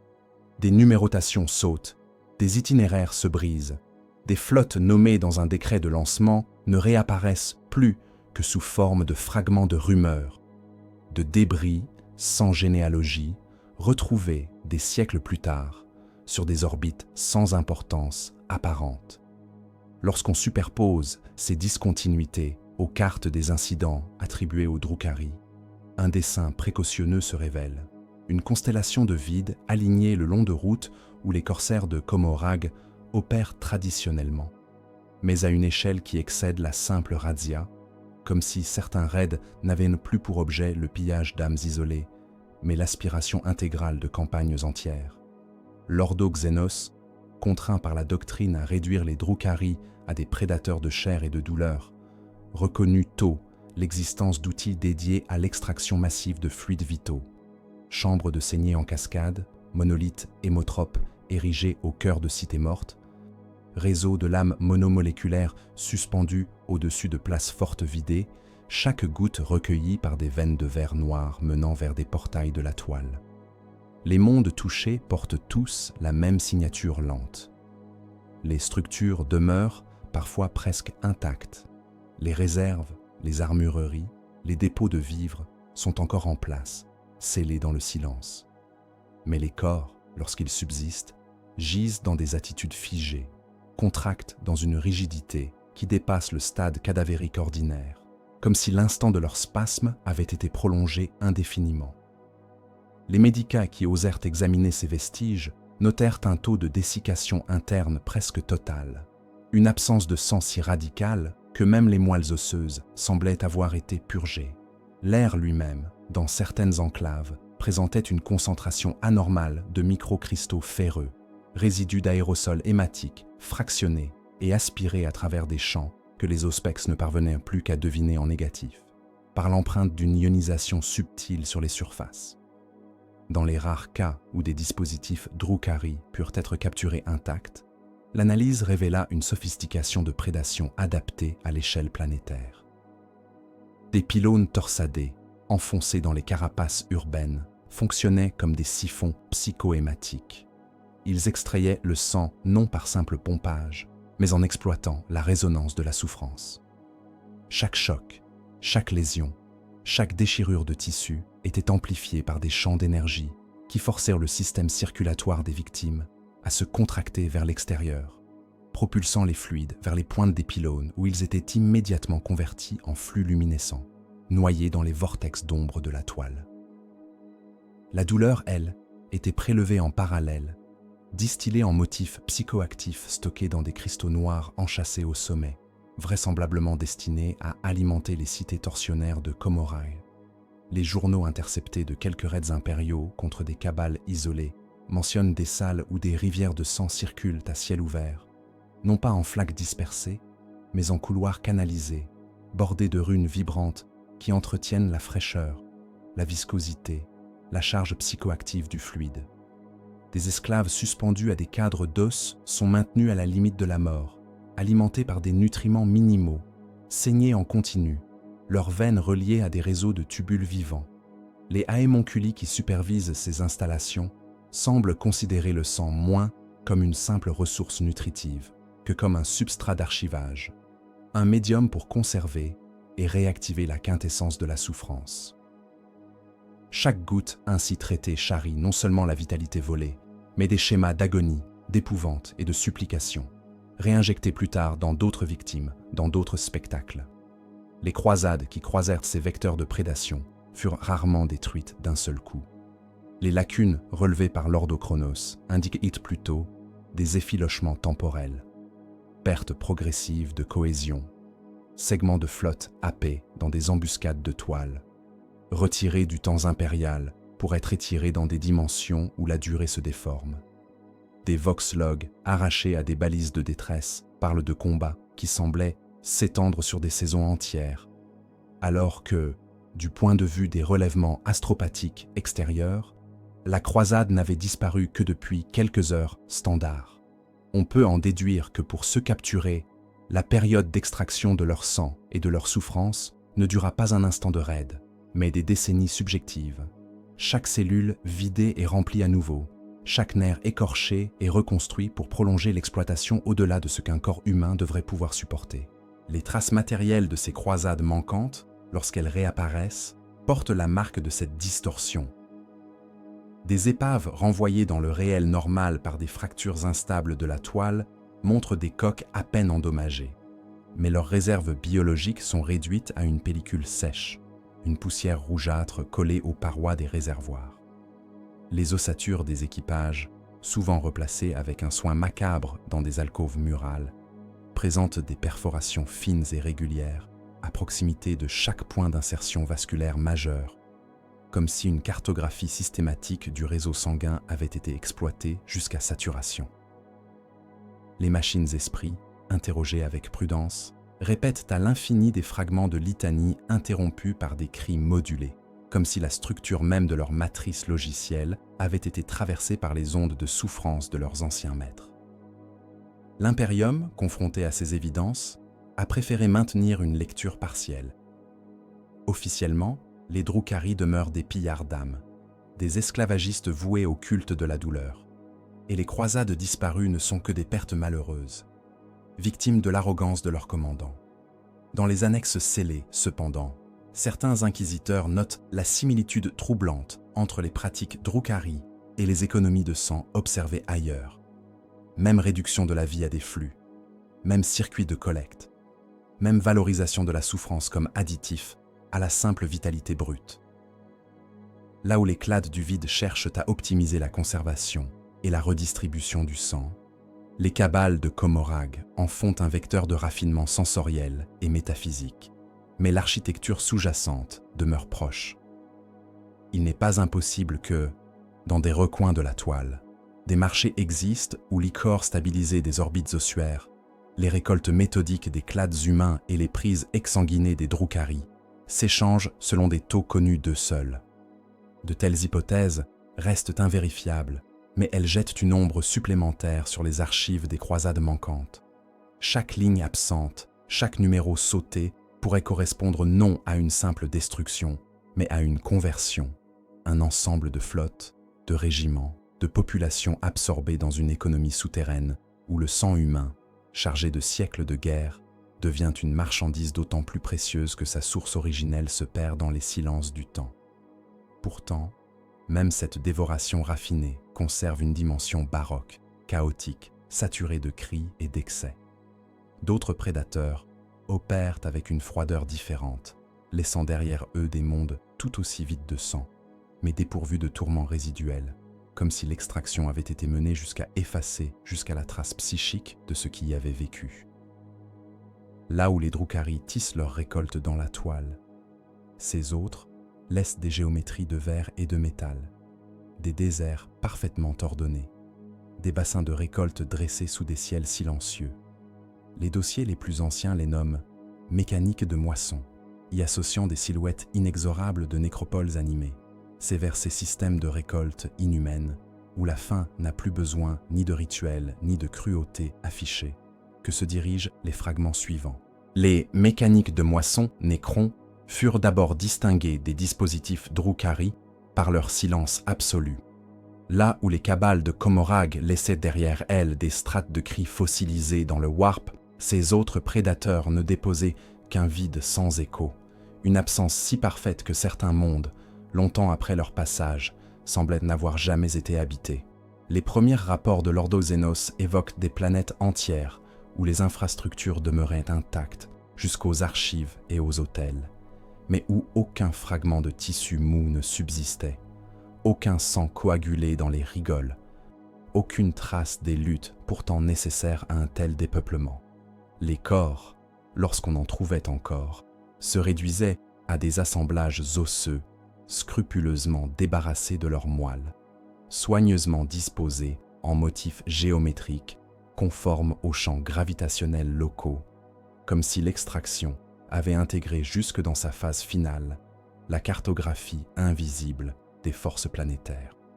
Les technoprêtres chargés d'analyser les résidus énergétiques identifièrent rapidement la signature des armes Gauss, mais modifiée, comme si l'effet de désagrégation moléculaire avait été réglé pour épargner certains composants précis. Au lieu de réduire la matière organique à une poussière uniforme, ces champs la fragmentaient selon des lignes de séparation biochimique. D'un côté, des nuées de vapeur aqueuse et de carbone volatilisé, dissipés sans utilisation apparente. De l'autre, des flux d'ions métalliques et de complexes hématiques attirés vers des pylônes noirs plantés aux nœuds géomantiques des continents. Là, des structures cristallines, partiellement enfouies, recueillaient et canalisaient ces flux vers des matrices de stockage invisibles aux auspex ordinaires, mais perceptibles pour qui savait lire les infimes perturbations de la pesanteur locale. C'est dans l'étude de ces matrices que le terme de sanguivores nécrons apparut, d'abord rejeté comme anthropomorphisme maladroit, puis conservé faute de meilleur vocabulaire. Les analyses indiquaient que les complexes hématiques n'étaient pas simplement stockés comme réserve d'énergie. Ils étaient triés, dissociés, recombinés en schémas d'une complexité telle que certains magos y virent l'équivalent biochimique d'un script de données. Groupes sanguins, antigènes, profils immunitaires, résidus de toxines et de pathogènes. Tout semblait archivé, non en tant que simple collection, mais comme cartographie systématique des adaptations d'une espèce à son environnement. L'hypothèse s'imposa qu'à travers ces moissons, les dynasties nécroniennes constituaient patiemment un relevé exhaustif des réponses de la vie organique, peut-être dans l'espoir de les retourner un jour contre elles, peut-être pour nourrir des programmes de recherche inhumains sur la réversibilité de leur propre biotransfert. Quelques indices, plus troublants encore, suggèrent que cette collecte ne se limite pas à la matière. Des survivants rarissimes de moissons incomplètes, individus retrouvés hagards à la périphérie de zones exsangues, rapportent une sensation d'arrachement intérieur, comme si quelque chose d'invisible avait sondé non seulement leurs veines, mais la trame de leurs souvenirs. Ils présentent souvent des lacunes mnésiques sélectives, des pans entiers de leur histoire personnelle effacés, tandis que subsistent, irrésolues, des images de structures cyclopéennes, de salles froides baignées de lueurs vertes, où des silhouettes métalliques demeurent immobiles autour de cuves emplies d'une lumière sombre. Les psycheurs qui tentèrent de lire ces esprits notèrent une étonnante absence de résonance émotionnelle. La peur, la douleur, la panique habituelle des victimes de prédation semblaient avoir été lissées, neutralisées, comme si les mécaniques de moisson n'avaient toléré aucun déchet affectif dans leur processus. En face des rituels sanglants des autres prédateurs, la logique nécronienne apparaît ainsi comme une fin refroidie, entièrement tournée vers l'archive. Chaque goutte réduite à un motif, chaque vie dissoute en données, prélude muet à d'autres formes de consommation où le sang n'est plus qu'ombre dans le warp. Dans les traités les plus scellés de l'Adeptus Astra Telepathica, la soif n'est pas seulement un phénomène métabolique, mais une forme primitive de vecteur psychique, un motif récurrent qui traverse les couches de l'inconscient humain et trouve, dans le warp, son reflet monstrueusement amplifié. Les psycheurs chargés d'étudier la texture globale du noosphère impérial ont noté, à travers les siècles, une nuance récurrente dans les remous immatériels entourant les zones de guerre, de famine et de déclin démographique. Une coloration rouge sombre des flux, une densification des courants liée non seulement à la violence, mais à la représentation intime du sang comme ultime garantie de survie. Là où d'autres émotions se dissipent rapidement dans les vagues empourprées de l'immatérium, ce motif de la faim sanguine persiste, s'agrègent, se sédimentent, jusqu'à produire ce que certains décrivirent, en termes prudents, comme une ombre archétypale projetée par l'humanité sur le warp. Les cultes émovores, les lignées déviantes d'anciennes nuits, les fils maudits de Baal, les clades errants du vide et même les pratiques raffinées des xénos prédateurs semblent, vues depuis cette perspective, autant de manifestations locales d'une structure plus vaste, préexistante. L'immatérium, modelé par les pensées et les peurs, renvoie à la matière ce qu'il reçoit, mais grossit jusqu'à l'inconcevable. Les entités qui prospèrent dans ces zones saturées de représentations sanguines ne se contentent pas de boire la violence brute comme tant d'autres puissances. Elles s'attachent spécifiquement aux images de veines rompues, de coupes débordantes, de pactes scellés dans le fluide vital. Des visions arrachées à des psycheurs au bord de la rupture décrivent des estuaires impossibles où se déversent des fleuves de sang astral, des deltas d'Ishor courant à rebours de la gravité vers des trônes sans figure, des structures de nerfs pétrifiées sur lesquelles s'accrochent des formes indistinctes, faites de bouches et d'yeux, qui guettent l'instant où une conscience mortelle se fragilise. Lorsque des lignées émovores apparaissent dans la matière, elles ne naissent donc pas dans un vide métaphysique. Elles prennent forme dans un champ déjà travaillé par des millions de sacrifices, de batailles, de supplices.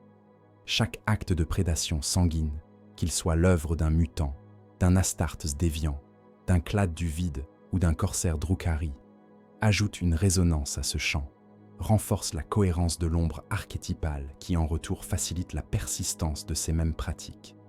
Les dossiers de l'Ordo Malleus concernant certaines possessions singulières montrent des cas où le démon invoqué n'adopta ni la figure d'un bourreau, ni celle d'un seigneur de guerre, mais celle d'un parasite intime.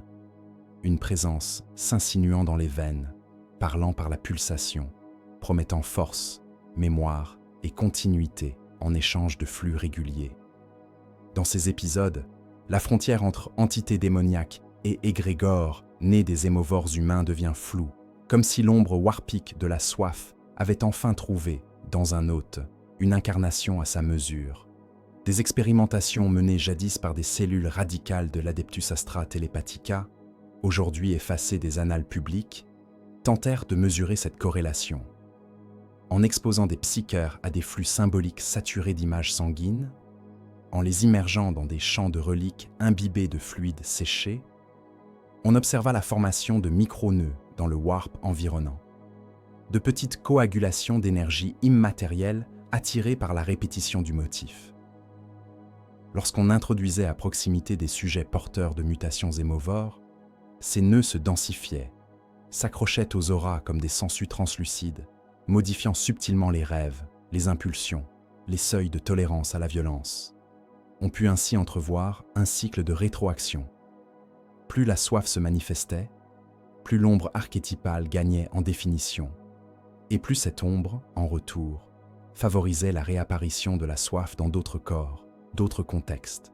Consciente, à demi, de ce risque d'amplification, certaines branches de l'Inquisition et des collèges télépathiques cherchèrent à limiter non seulement les pratiques émovores, mais leur simple évocation.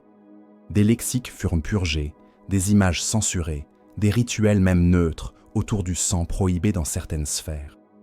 Pourtant, le 41e millénaire demeure un âge où la guerre et la disette sont omniprésentes, et où chaque champ de bataille, chaque purge, chaque famine réactive le motif fondamental de la survie par le fluide. L'ombre warpique de la soif archétypale se tient donc toujours en périphérie des systèmes humains, guettant les moments où la matière laisse fuser ses peurs les plus anciennes. C'est dans cette tension que naissent parfois des contre-motifs, des figures de renoncement et d'ascèse radicale, où le sang se retire sans violence, laissant derrière lui des corps intacts, des miracles sans hémorragie qui semblent nier, ne fût-ce qu'un instant, le règne de cette fin. Dans les archives hagiographiques les plus contrôlées de l'ecclésiarchie, certaines entrées portent un signe discret, un minuscule glyphe marginal interdit à la reproduction. Elles concernent des saints, confesseurs ou martyrs dont la mort, ou la survenue de leur miracle, s'écarta d'un point précis de la norme impériale, l'absence totale de sang versé.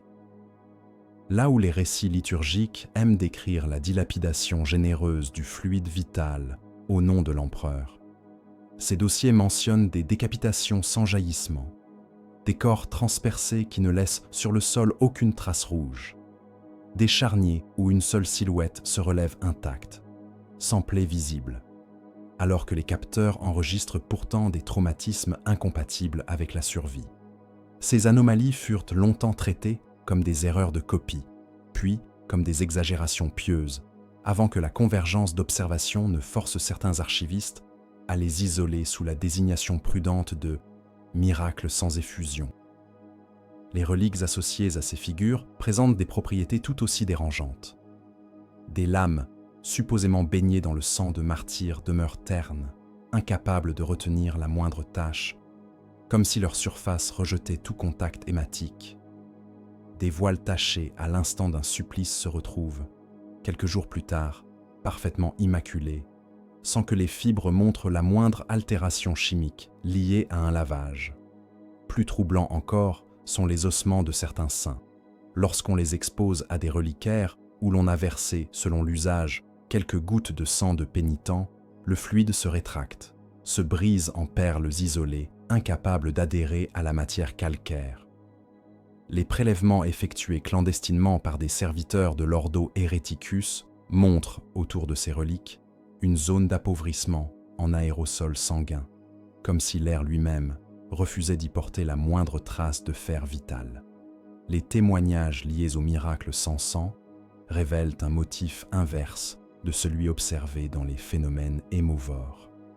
Des blessés mortels, transpercés par des éclats ou des munitions explosives, voient leurs plaies se refermer instantanément, non par régénération accélérée, mais par une sorte de refus physique de s'ouvrir. Les tissus se resserrent avant même que le sang n'ait le temps de s'échapper, laissant seulement une ligne pâle, comme tracée à la craie sur la peau. Dans certains sièges, des régiments entiers rapportent avoir traversé des barrages de tir, sans qu'aucun membre ne soit arraché, sans que ne s'ouvrent les grandes artères, alors que les auspex de dommages enregistrent des impacts en nombre suffisant pour provoquer un massacre. Les morts, quand il y en a, s'effondrent comme débranchés, avec des cœurs intacts, des veines pleines, mais un arrêt brutal de toute activité électrique cérébrale, comme si la vie avait été retirée sans passer par le canal habituel du saignement.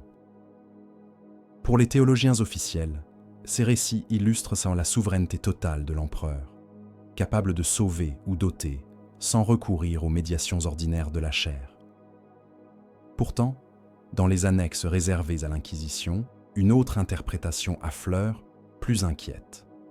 Et si ces miracles représentaient non pas seulement un signe de faveur, mais la manifestation d'un contre-motif fondamental, un refus métaphysique de participer au grand circuit de la soif, là où les lignées hémovores, les clades du vide et les prédateurs xénos organisent la circulation, la concentration et l'exploitation du sang, ces reliques semblent instaurer localement une négation de ce principe.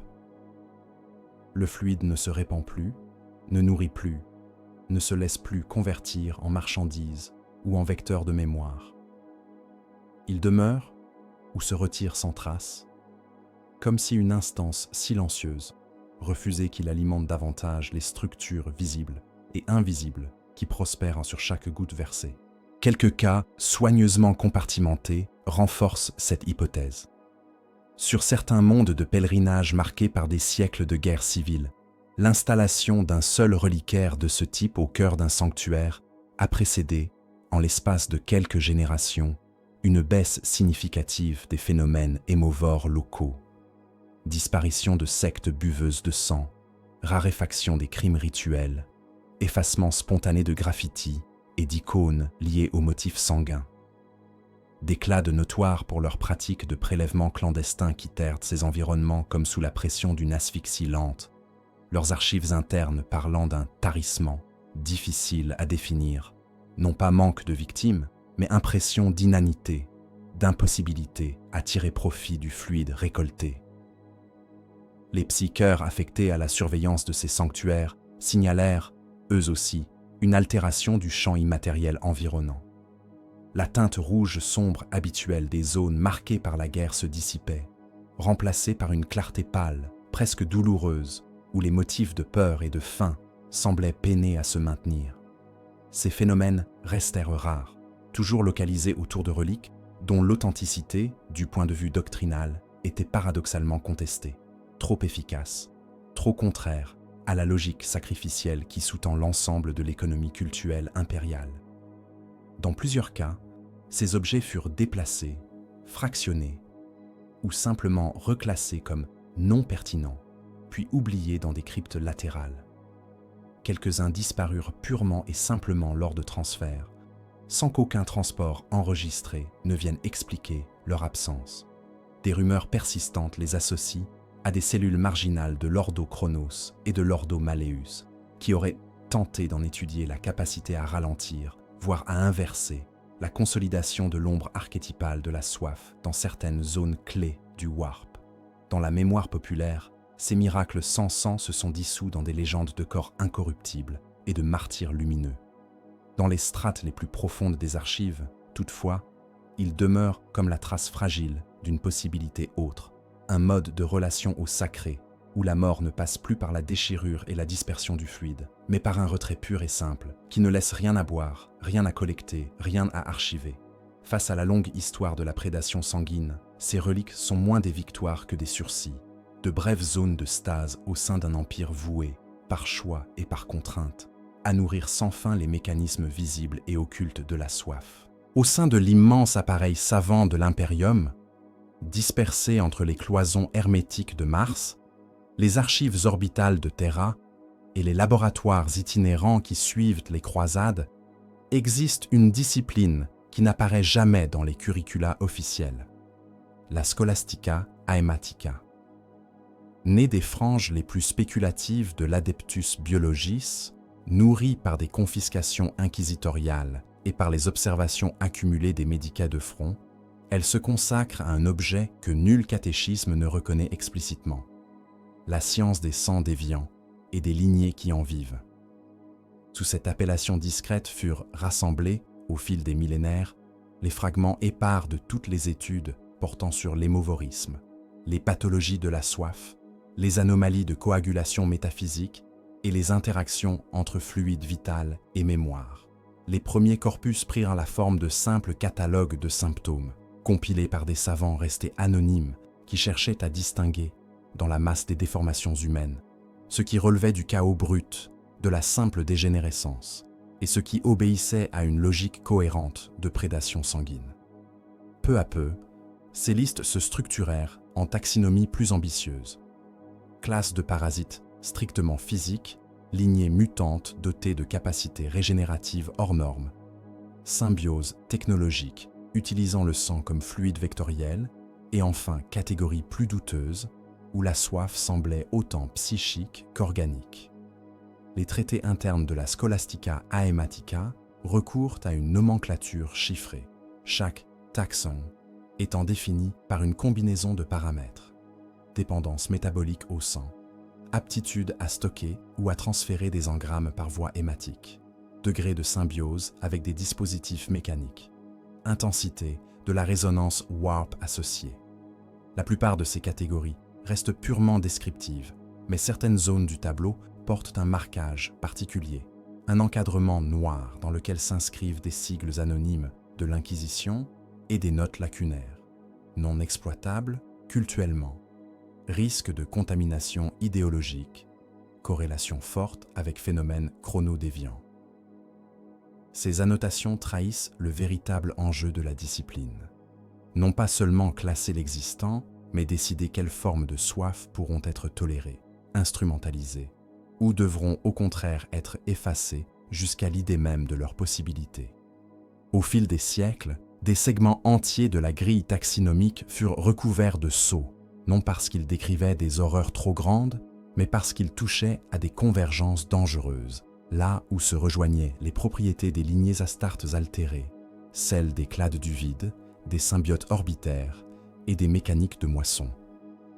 Dans ces cases condamnées se trouvaient les taxa interdits, formes théoriques ou observer d'organismes et de systèmes pour lesquels le sang n'était plus seulement source de puissance ou médium de mémoire, mais support direct d'intervention sur la trame du temps, de la causalité, de la distribution même des événements.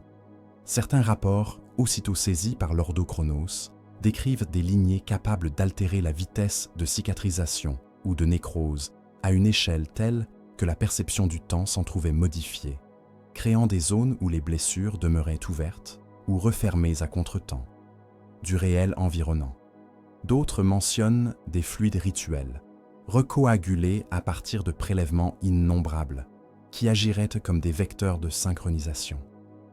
Quiconque en recevait quelques gouttes voyait ses actes, ses réminiscences, et jusqu'à sa mort glisser pour coïncider avec ceux d'une lignée ancienne, comme si le sang servait de rail à des trajectoires déjà inscrites.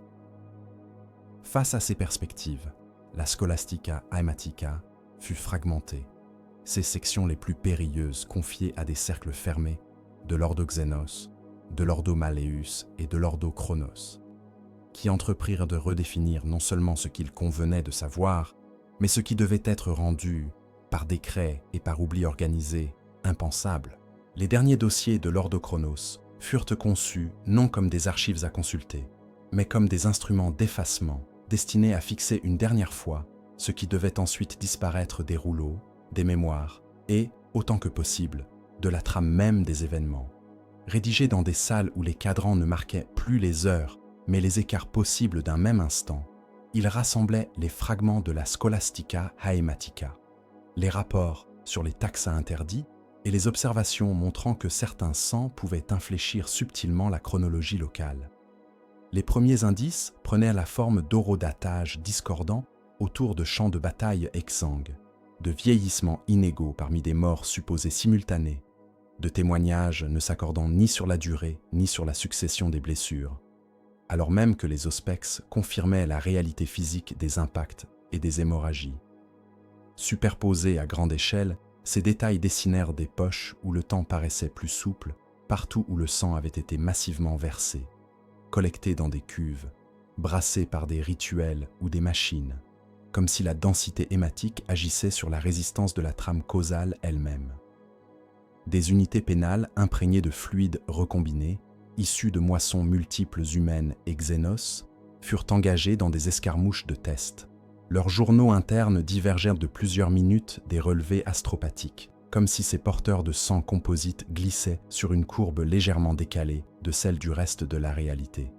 Les seigneurs de l'Ordo Chronos conclurent que certaines lignées hémovores, certains cultes et quelques projets technologiques avaient, sans pleinement le comprendre, commencé à boire dans le cours du temps, accélérant ou retardant imperceptiblement des événements, nourrissant leur propre continuité aux dépens d'autres possibles. La décision fut prise de clore ce champ avant qu'il ne se structure.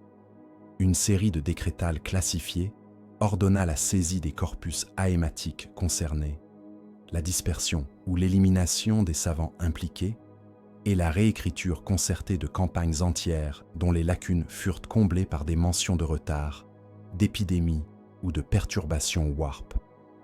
D'autres opérations visèrent la matière même, reliquaires, cuves, navires, et quelques planètes trop intimement nouées à ces pratiques furent détruits sous prétexte de quarantaine ou d'hérésie, tandis que des récits apocryphes de famines et de guerres civiles étaient insérés dans les archives régionales pour occuper les années déformées.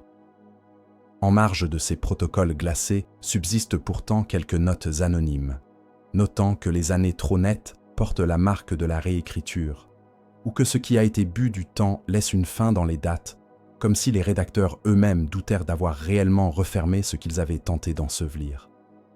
Les derniers feuillets conservés se clôturent ainsi sur des colonnes de dates barrées et de lieux renommés.